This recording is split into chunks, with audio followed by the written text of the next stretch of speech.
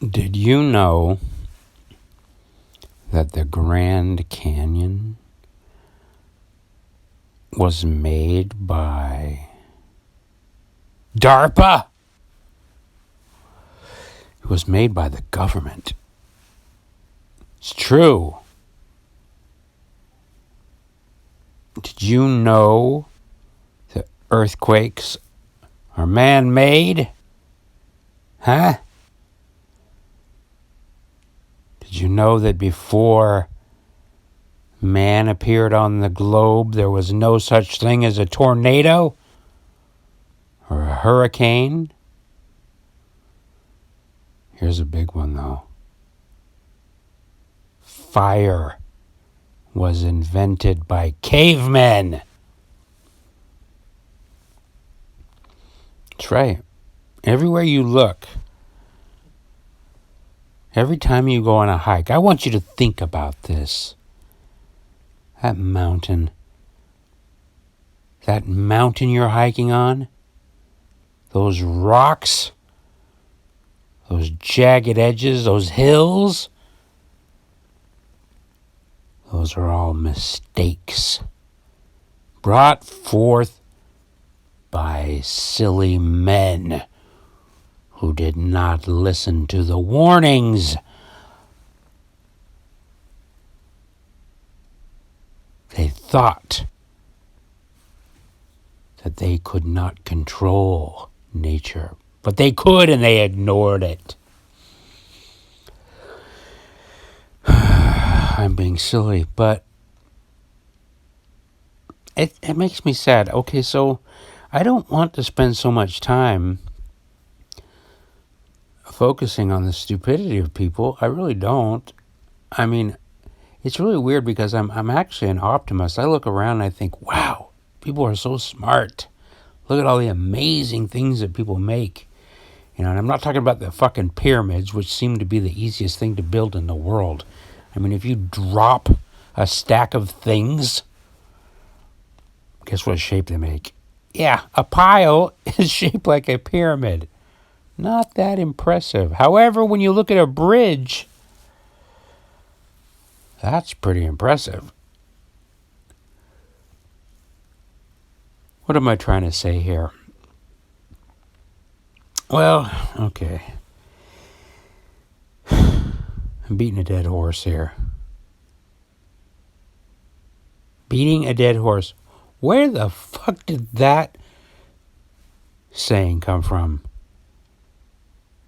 Who beats a dead horse? Who beats a living horse, by the way? And what the fuck did that horse do that would get some dude so angry that he would continue beating it after it was dead? I don't know. Are there horses out there that are just that assholey? Like, what did that horse do? And how long did he beat that dead horse? Oh, that's just Scott. Oh, Scott's out there. He's still beating that. He's been beating that dead horse for months. Well, what did the horse do? Don't know. Nobody knows. But it sure did make him angry. And he can't stop beating it now. Look at him out there just mercilessly beating that dead horse.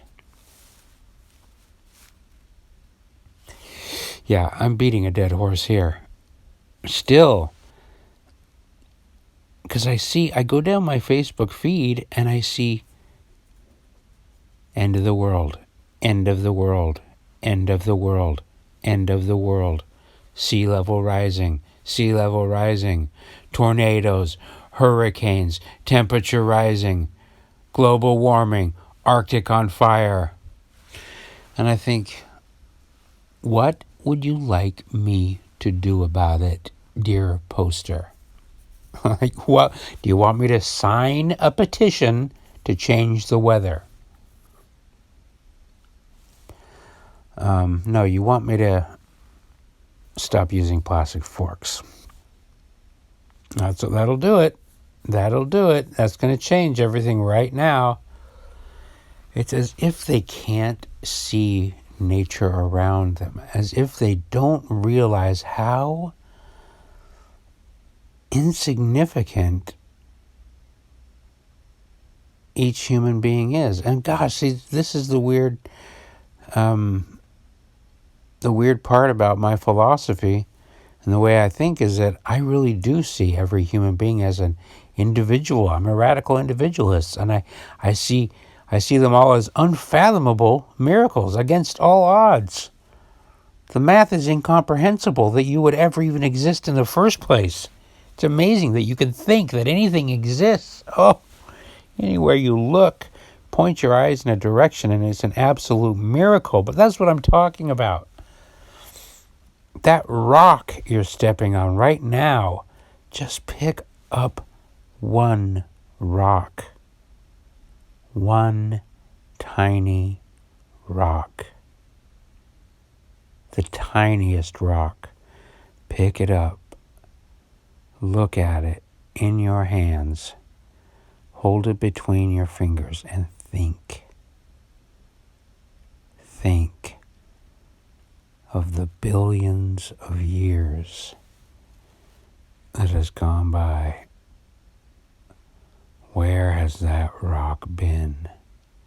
How did it form? How long has it been there?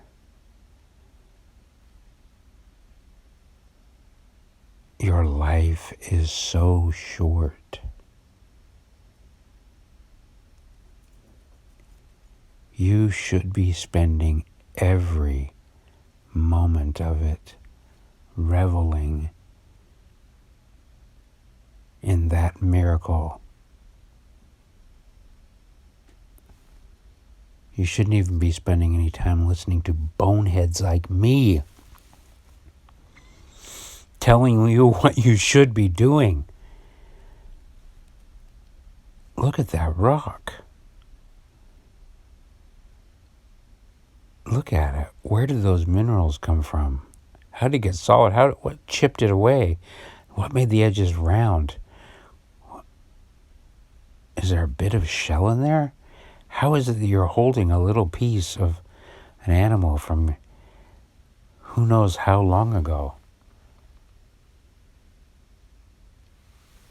But global warming is controlled by your fork. You know? And some politician's going to stop it. One scientist is going to stop it.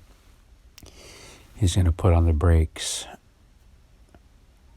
Explain that mountain range to me, sir. Huh? Explain that crater to me. It's all a fucking miracle. This should be saved for another post, but that's kind of how I am now. I still consider myself an atheist, because for all practical purposes, I don't really believe in the God that most people present, some kind of man-like personage floats in the sky and loves us. No. But when people now ask me if I believe in God, I just think, you mean, do I believe in everything? Do I believe in the unfathomable miracle of every single thing? There really isn't anywhere where I can point my gaze and not just be filled with awe. Anything. Right now I'm looking at a plastic knob and thinking, plastic, oil, melting, shaping, connecting it to something else. Oh, it's just, I know, I'm not being practical. But you don't have to believe in God to understand that it's so much bigger than you.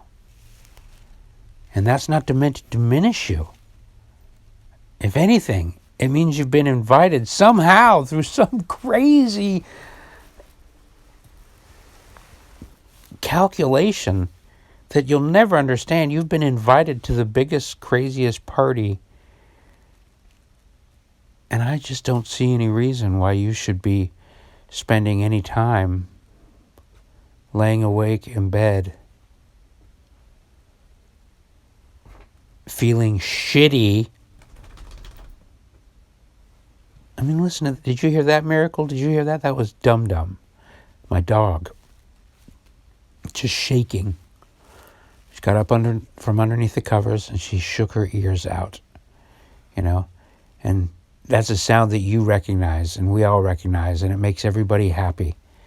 What's a more beautiful sound than a dog shaking its head and flapping its ears back and forth? It's all insane. And that she's my friend. I'm friends with a dog. Anyway, thanks for listening.